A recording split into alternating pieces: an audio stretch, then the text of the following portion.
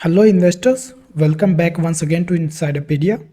तो दोस्तों, आज हम बात करने वाले हैं बिजनेस और एनालिसिस से कुछ ऐसे एस्पेक्ट जो काफ़ी रिटेल इन्वेस्टर को लगता है कि वो अच्छे से समझ नहीं पा रहे हैं। तो मेरे पास अक्सर लोगों से पूछा जाता है कि एमआरएफ इतना ज़्यादा तेज़ी से ग्रो कैसे किया और इतना बड़ा हो गया, वहीं पे कुछ कंपनी जैसे आईटीसी, कैस्ट्रॉल जैसी कंपनी ग्रो क्यों नहीं होती। तो आज मैं थोड़ा मैथमेटिकल अप्रोच से बताना चाहूँगा कि ये क्या एग्जैक्टली होता है, क्योंकि दोनों बिजनेस अगर देखा जाए, यहाँ पे आपका कैस्ट्रॉल मैंने ओपन कर लिया और यहाँ पे आपका एमआरएफ नोटिस ओपन कर लिया। इसी के साथ एक छोटा सा डिस्क्लेमर ये है कि यहाँ पे जो भी मैं कंपनीज़ के नाम ले रहा हूँ, एमआरएफ हुआ या फिर कैस्ट्रॉल हुआ या जो भी कंपनी का मैं नाम यहाँ पे एज ए एग्जांपल ले रहा हूँ, ये बस मैं आप लोगों को एक कॉन्सेप्ट क्लियर करने के लिए बता रहा हूँ। मेरा कोई भी इंटेंशन नहीं है या फिर कोई भी इस तरह की एमआरएफ कंपनी में आप इन्वेस्ट करिए। अगर आपको इन्वेस्टमेंट करना है तो अपना रिस्क असेस करिए, अपने फाइनेंशियल एडवाइज़र से कंसल्ट करिए, उसके बाद ही कोई इन्वेस्टमेंट डिसीजन लीजिए। तो यहाँ पे जो भी हम कर रहे हैं बस एक कॉन्सेप्ट को समझने के लिए कर रहे हैं।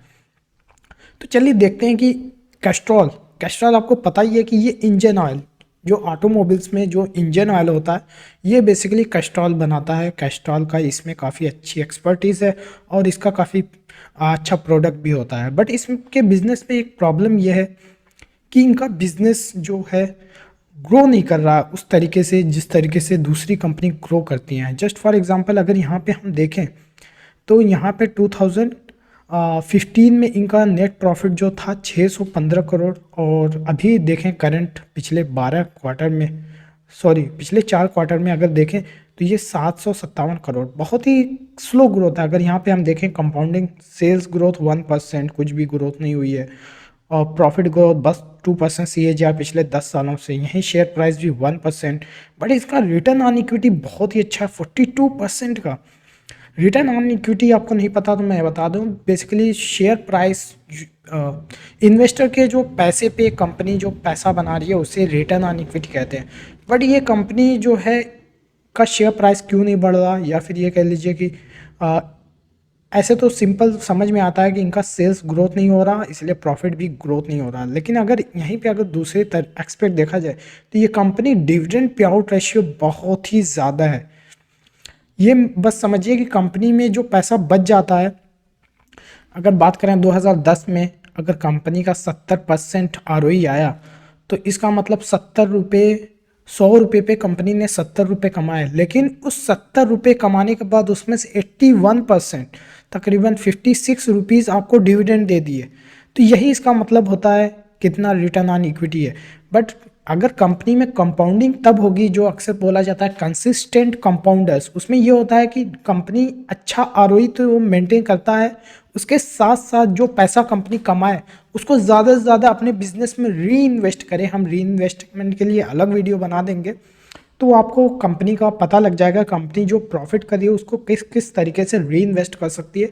बट यहाँ पे ये समझिए कि जिस तरह आपका डीमैट अकाउंट है और उसमें अगर कोई शेयर पड़ा हुआ है और उससे आप प्रॉफिट करते हो, और अगर उसको सेल करना है कि प्रॉफिट बुक कर लिया, और अगर कंपाउंडिंग हो रही है, आपने जो है 5 साल में पैसा डबल कर लिया, लेकिन अगर डबल करने के बाद वो जो प्रॉफिट हुआ 100% का, उसको अगर निकाल दिया, सिर्फ इनिशियल कैपिटल को दोबारा इन्वेस्ट किया, तो फिर उसमें कंपाउंडिंग नहीं हो पाएगी। कंपाउंडिंग के लिए शर्त ये है कि जो भी आप प्रॉफिट बनाओ उसको दोबारा री इन्वेस्ट करो। बट ये कंपनी तो सारा पैसा उठा करके डिविडेंड दे देती है, इसीलिए इस कंपनी में आपका जो है कंपाउंडिंग नहीं हो पाती। यहीं पे अगर एमआरएफ का देखें तो इसका ROE यानी शेयर होल्डर के पैसे पे जो पैसा कमा रही है कैस्ट्रॉल के कंपेरिजन में बहुत ही कम है, सिर्फ 17% का है।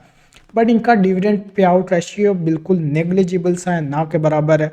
कभी कंपनी ने 5% से ज़्यादा डिविडेंड दिया ही नहीं। यहीं पे अगर कैस्ट्रॉल का देखें तो कंपनी 93% डिविडेंड दे रही है, यानी जो भी कमाती है सारा पैसा उठा के वापस देती है। उसी तरह की जितना भी हर साल आपके डीमैट अकाउंट में या फिर आपके पोर्टफोलियो में जितना भी प्रॉफिट हुआ उसको आप खर्च कर दो। तो जब प्रॉफिट को आप खर्च कर देंगे तो कंपाउंडिंग नहीं हो पाएगी। इसी तरह यहाँ पे कंपनी के इंडिविजुअल केस में भी आपका डिविडेंड पे आउट रेशियो अगर बहुत ही ज़्यादा है तो कंपनी में इंटरनल कंपाउंडिंग नहीं हो पाएगी, और कंपाउंडिंग नहीं हो पाएगी तो शेयर प्राइस भी नहीं बढ़ेगा। यही रीज़न है कि सिर्फ 42% ROE होने के बावजूद 93% डिविडेंड दे दिया और शेयर प्राइस सिर्फ 1% के CAGR से बढ़ा है। वहीं पे एमआरएफ की बात करें तो सिर्फ 70% का आरओई, और डिविडेंड इतना कम था उसकी वजह से 24% का सीएजीआर दिया है।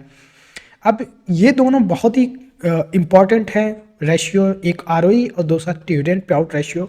और मेरी पूरी इन्वेस्टमेंट फिलॉसफी इन्हीं दो रेशियो को कंपेयर करके बनी है, इसलिए मैंने खुद अपना एक कैलकुलेटर बनाया वैल्यूएशन के लिए। वैसे तो फंडा यहाँ पे डीसीएफ का ही अप्लाई होता है, बट इसको मैं पर्सनली यूज़ करता हूँ क्योंकि आपको एग्जैक्ट यहाँ पे रिलेशन निकालना है आरओई और डिविडेंड पे आउट रेशियो का, क्योंकि ये बहुत ही इंपॉर्टेंट रिलेशन है आपका। अगर आरओई और डिविडेंड पे आउट रेशियो कितना होना चाहिए, क्या दोनों, ये आरओई बहुत ज़्यादा हो गया, डिविडेंड पे आउट रेशियो बहुत ज़्यादा हो गया, तो भी कोई अच्छा बिजनेस है नहीं। तो ओवरऑल हमारा मकसद ये होना चाहिए कि आरओई मैक्सिमम से मैक्सिमम हो और dividend pay out ratio minimum हो। तो उसी को मैंने यहाँ पे कर करके बनाया हुआ डिविडेंड पे आउट रेशियो और आरओई को। और यहाँ पे मैं अजम्पशन लेके चलता हूँ कि कंपनी की बिजनेस क्वालिटी किस हिसाब से फ्यूचर में कितना कैश फ्लो जनरेट करेगी। तो करंट का पी और फ्यूचर का पी करते हैं, तो एग्जैक्ट हम यहाँ से जो है मैं निकालने की कोशिश करता हूँ अगले 3-5 सालों से 10 सालों में शेयर प्राइस क्या रिटर्न दे सकता है। जस्ट फॉर एग्जांपल, अगर किसी कंपनी का 10% आरओई है और उसका आरओई बस नॉर्मल जो अच्छी कंपनीज का होता है मिनिमम 20%, और अगर पी 16 का फ्यूचर में पी 25 का हो गया, तो वो कंपनी हमें 23% का सीएजीआर दे सकती है अगर वो 20% का आरओई मेंटेन करे, उसी के साथ dividend pay out ratio maintain करे।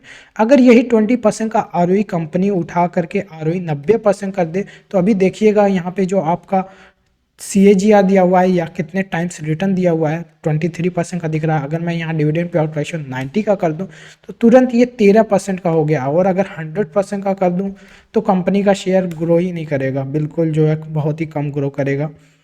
यहाँ पे आप देख सकते हैं, क्योंकि यहाँ पे शेयर प्राइस इसलिए बढ़ा है क्योंकि यहाँ पे पी बढ़ गया। अगर पी भी 16.25 या 26 का कर दें तो शेयर ऑलमोस्ट ज़ीरो हो जाएगा। तो आप तो ये देख सकते हैं कि जो है कितना कम जो है पी हो गया, डिविडेंड पे रेशियो 100 का हो गया।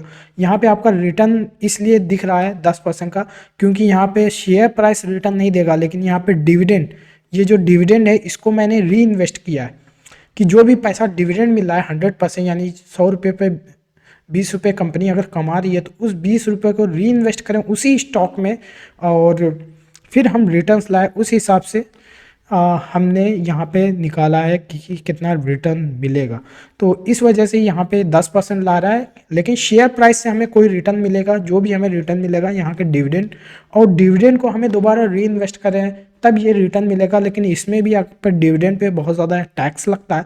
तो कोशिश ये होनी चाहिए कि अच्छी कंपनी हो, ज़्यादा से ज़्यादा अपना पैसा री इन्वेस्ट करे। अभी यहीं पे बात करें, इसी को बोलते हैं कंसिस्टेंट कंपाउंडर्स। आईटीसी की बात करें, आईटीसी में अगर देखा जाए तो आईटीसी में हुआ ये कि इसकी ग्रोथ नहीं हो रही है। ये कंपनी का जो फ्यूचर पास्ट में 26% का आरओई हुआ करता था, अब 20% का हो गया, यानी आरओई कम हुआ। तो ये अच्छा साइन नहीं है। ओवर टाइम कंपनी, अच्छी कंपनी का आरओई बढ़ना चाहिए। उसके साथ साथ डिविडेंड पे आउट रेशियो जो 56% का था 101% का डिविडेंड पे आउट रेशियो हो गया।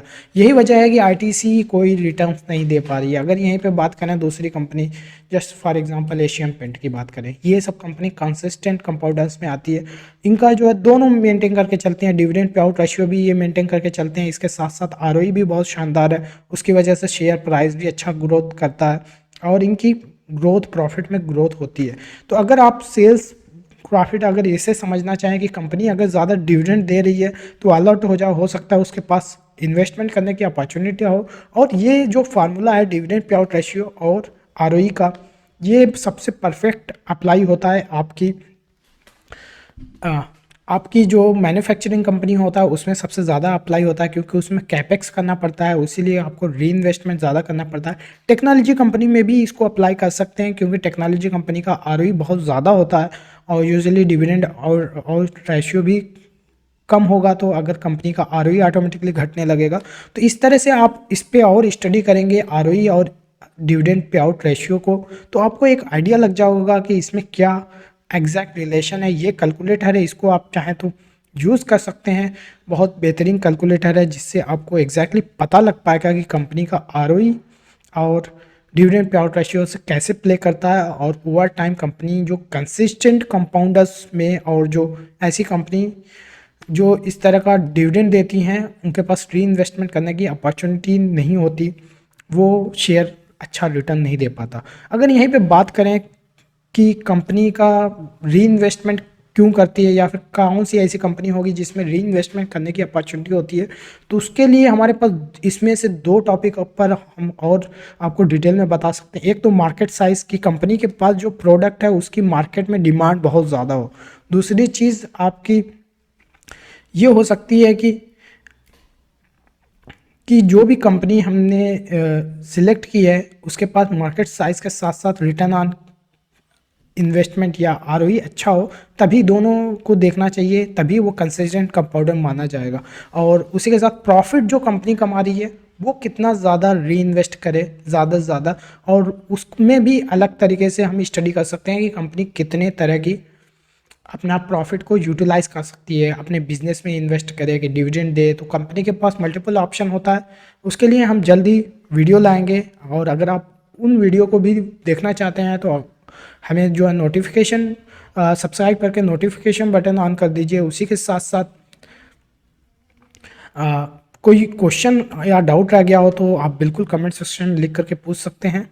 तब तक के लिए आप हमारे सोशल मीडिया अकाउंट्स पे अभी फॉलो नहीं किया तो इसको भी फॉलो कर लीजिए। इसके साथ साथ अगर आपको चाहिए कि मैं पर्सनली कौन सी कंपनी में इन्वेस्टेड हूँ और मेरी उनसे कितनी रिटर्न्स की एक्सपेक्टेशन है, मैं आपका पूरा एक कम्युनिटी चलाता हूँ इनसाइडर पीडिया कम्युनिटी, तो उसको भी ज्वाइन कर सकते हैं। उसको ज्वाइन करना हो तो पहले हमारे सोशल मीडिया अकाउंट्स को फॉलो कर लीजिए। किसी भी सोशल मीडिया अकाउंट्स पे उस पर मैसेज करके उसके बारे में भी जान सकते हैं। बड़ी रीज़नेबल सी फीस है आपकी, ईयरली बेसिस पे मेंबरशिप प्रोवाइड करते हैं। उसके साथ आपको पता लग जाएगा कि हम कौन सी कंपनी में इन्वेस्ट कर रहे हैं। वहाँ पे नॉलेज के साथ साथ आपको मेरा पोर्टफोलियो का एक्सेस भी आपको मिल जाएगा।